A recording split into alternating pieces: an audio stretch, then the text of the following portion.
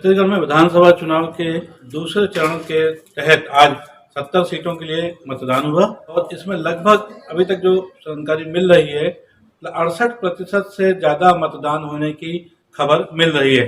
हालांकि अंतिम आंकड़े फिलहाल नहीं उपलब्ध हो पाए हैं, लेकिन ये माना जा रहा है कि 68% से कुछ ऊपर मतदान हुआ है।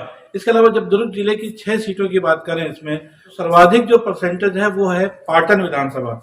पाटन विधानसभा में 75% से ज्यादा मतदान की खबरें आ रही हैं। पाटन दौरे के दौरान वहां पर देखा गया कि विभिन्न मतदान केंद्रों में लंबी लंबी कतारें लगी हुई थी, जो शाम को 5 बजे के बाद भी मतदान वहां पर होता रहा।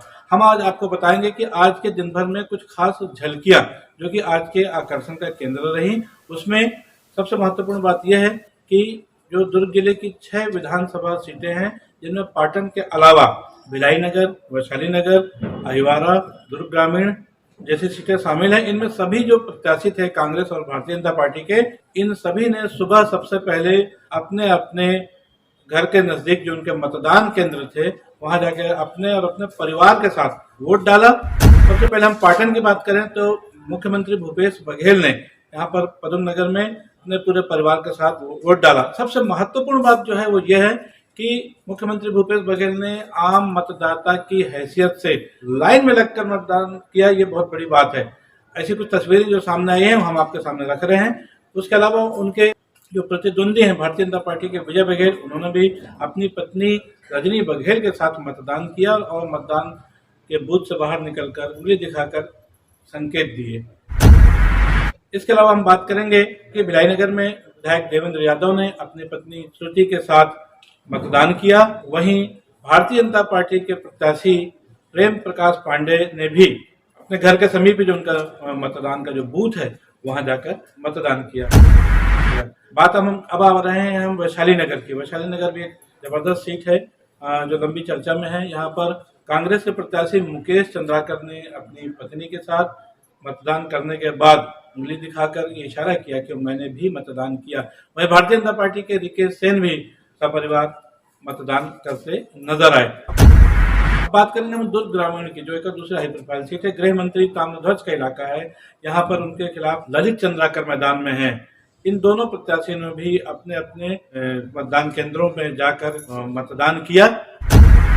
और अहिवारा की बात करें तो जहाँ पर निर्मल कोसरे और डोमन लाल कोरसेवाड़ा, निर्मल कोसरे जो कि महापौर भी हैं, कांग्रेस के प्रत्याशी हैं, वहीं डोमन लाल कोरसेवाड़ा क्योंकि भारतीय जनता पार्टी के टिकट पर दूसरी बार मैदान में है।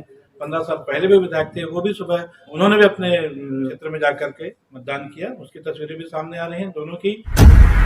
सबसे जो इंटरेस्टिंग जो मौका देखने को मिला वो था दुर्ग में। दुर्ग में मोतीलाल वोरा के सुपुत्र अरुण वोरा जो कि कांग्रेस के प्रत्याशी हैं, वो और भारतीय जनता पार्टी के गजेंद्र यादव, इन दोनों ने न सिर्फ मतदान किया बल्कि दोनों एक साथ चोहलबाजी करते हुए नजर आए, गाने गाते हुए नजर आए। और एक अलग टाइप का जो एक माहौल जो होता है, जिसको कहते हैं कि चुनाव को भी स्पोर्ट्समैन स्पिरिट की भावना से लड़ना चाहिए, वो आज दुर्ग विधानसभा के दौरान देखने को मिला। ये तो थी बात प्रमुख प्रत्याशियों की जो दुर्ग जिले की 6 विधानसभा सीटें हैं कांग्रेस और भारतीय जनता पार्टी के, जिन्होंने अपने अपने परिवार सहित मतदान किया। उसकी कुछ झलकियां हैं जो आपके सामने हम दे रहे हैं। इसके अलावा जो 2-3 खबरें और हैं वो महत्वपूर्ण हैं। उसमें सबसे पहली बात यह कि आज बलौदा बाजार में कसडोल विधानसभा क्षेत्र में बूथ क्रमांक 76 में, जो कि मालदा गांव में आता है, यहाँ पर एक 58 साल की महिला जो कि लाइन में लग कर रही थी, मत देने का इंतजार कर रही थी, हार्ट अटैक से इस महिला की मौत हो जाती है। महिला का नाम सहोदरा बताया जा रहा है, जिसकी उम्र 58 साल थी। इसकी वहाँ के बूथ के जो प्रमुख हैं वहाँ के, उन्होंने इस बात की पुष्टि की है। ये माना जा रहा है कि उसकी मौत हार्ट अटैक के माध्यम से हुई है। इसके अलावा 2 घटनाएं और हैं। एक तो धमतरी में सवेरे जबकि रक्षा बल अपनी ड्यूटी पे जा रहे थे तब वहाँ एक ब्लास्ट होता है, जबकि सीआरपीएफ के 2 जवान जा रहे थे, गुजर रहे थे वहां से। भाग्य से उन दोनों को कोई भी चोट नहीं आई, दोनों जवान सुरक्षित हैं। ऐसा ही एक मामला शाम को गरियाबंद जिले में देखने को मिला है, जहां पर आईटीबीटी की टीम जबकि मतदान करा के लौट रही थी, उस समय एक ईडी ब्लास्ट किया गया नक्सलियों के द्वारा। तो इस तरह देखा जाए कि आज दूसरे चरण के मतदान के दौरान भी सुबह धमतरी में और शाम को गरियाबंद जिले में नक्सलियों ने वारदात की, जिसमें एक जवान की शाम को, जो कि इंडो तिब्बत डिफेंस फोर्स का जो जवान था, उसकी मौत होने की खबर मिल रही है।